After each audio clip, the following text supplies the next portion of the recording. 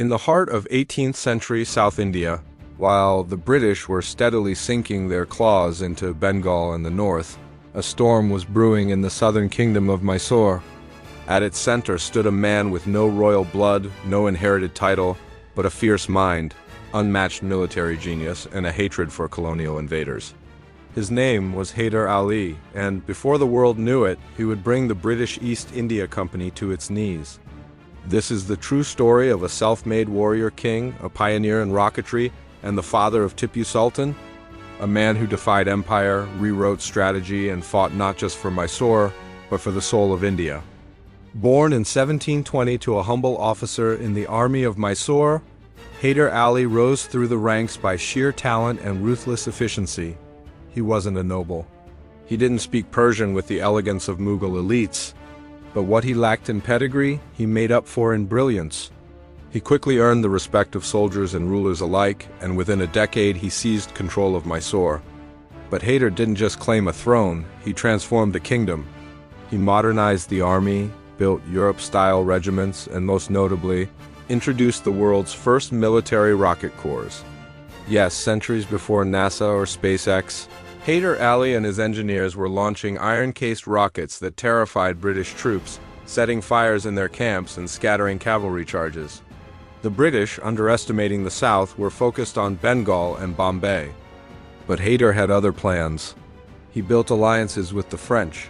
He trained his men in Western artillery techniques. And when the time came, he struck. In 1767, during the First Anglo-Mysore War, Haider Ali stunned the British by marching 150 miles in just 3 days, flanking their forces and appearing at the gates of Madras before anyone could react. It was a move of pure brilliance. The British were forced into an embarrassing peace treaty, but the peace wouldn't last.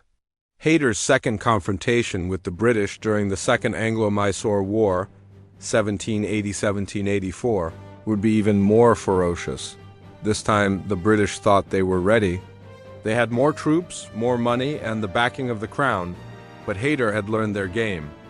He launched lightning raids across the Carnatic. He captured forts, decimated British supply chains, and used his rocket brigades to create confusion and panic. His French-trained cavalry maneuvered with deadly precision. One of the most shocking defeats the British suffered came at Pollilur, 1780, where Haider's army crushed British forces and captured over 300 soldiers, including the future Governor-General Lord Cornwallis' men. It was at Pollilur that British officers first witnessed the terrifying effectiveness of Mysorean rockets. Later, these very rockets would inspire the British to develop their own version, the Congreve rocket used during the Napoleonic Wars. Haider's success, however, came at a cost. Surrounded by enemies, under pressure from internal dissension, and constantly battling logistics in a vast kingdom, he fell ill in 1782. But even on his deathbed, he prepared his son Tipu Sultan to continue the fight. The death of Haider Ali didn't mark the end. It was the beginning of a new, more brutal phase. Tipu would carry the Mysorean banner forward, facing the British in 2 more wars before falling in 1799. But the legacy of Haider Ali endured.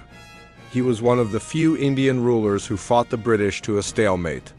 A man who understood the power of innovation, using rockets, espionage, and terrain to his advantage. He built alliances when needed and crushed betrayal with an iron hand. He wasn't just a warrior, he was a symbol of resistance, of ambition, of what India could be without chains. Subscribe now for more epic war stories, unsung legends, and the real warriors who fought against empire. Because before there were empires of steel, there were men who dared to defy fate, with fire in their hearts and rockets in their hands.